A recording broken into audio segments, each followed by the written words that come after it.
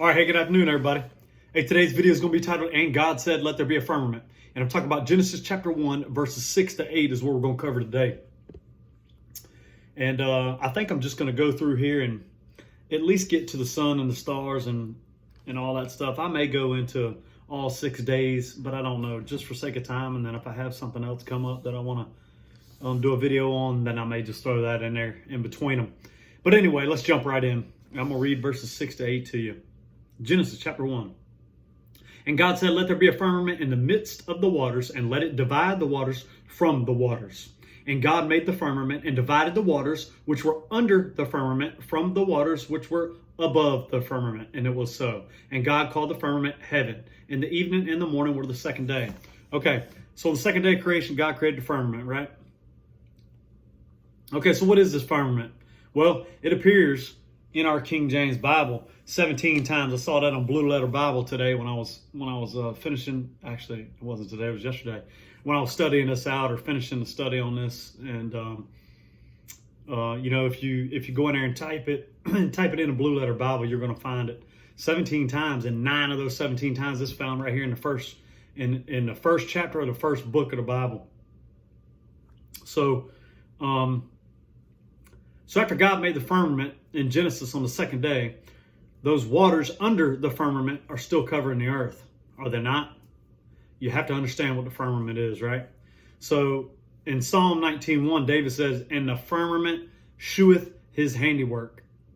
Daniel chapter 12, verse 3, And they that be wise shall shine as the brightness of the firmament, and they that turn many to righteousness as the stars forever and ever.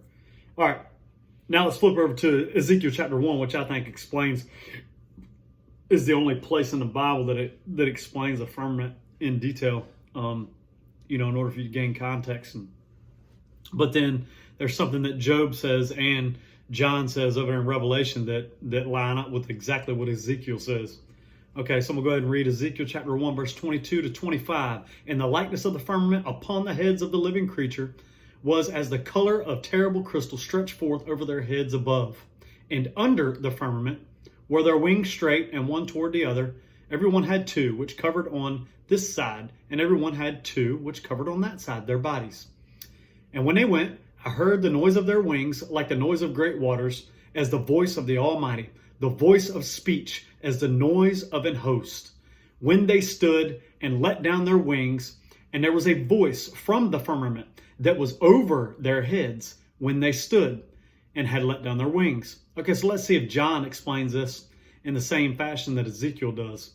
Revelation chapter 4, verses 1 to 3. After this I looked, and behold, a door was opened in heaven, and the first voice which I heard was as it were of a trumpet talking to me, which said, Come up hither, and I will shew thee these things. I will shew thee things which must be hereafter. And immediately I was in the Spirit, and behold, a throne was set in heaven, and one sat on the throne. And he that sat was to look upon like a jasper and a sardine stone or sardine stone. I don't know how to pronounce that. I'm sorry. I'm pretty sure it's not sardine, like the fish. I doubt that that's the case. And there was a rainbow round about the throne, in sight like unto an emerald. Okay, skip down to verse 6.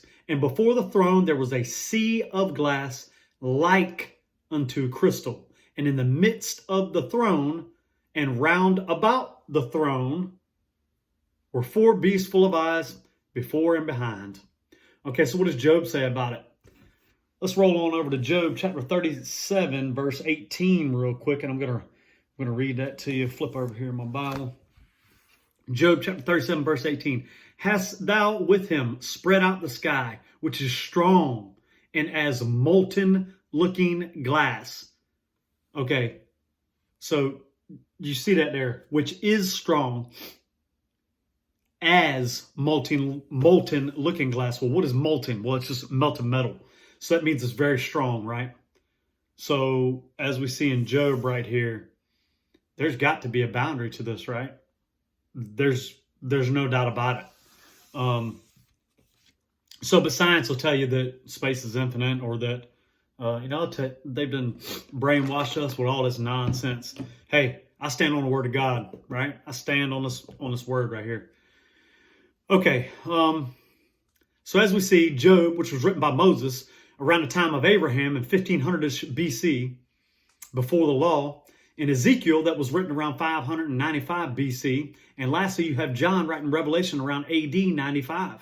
All three men who had no clue who each other were, who lived on the earth around 500 to 1,000 years apart, yet they explained some form of glass-like structure above us, right? As like a glass, as like a looking glass, right?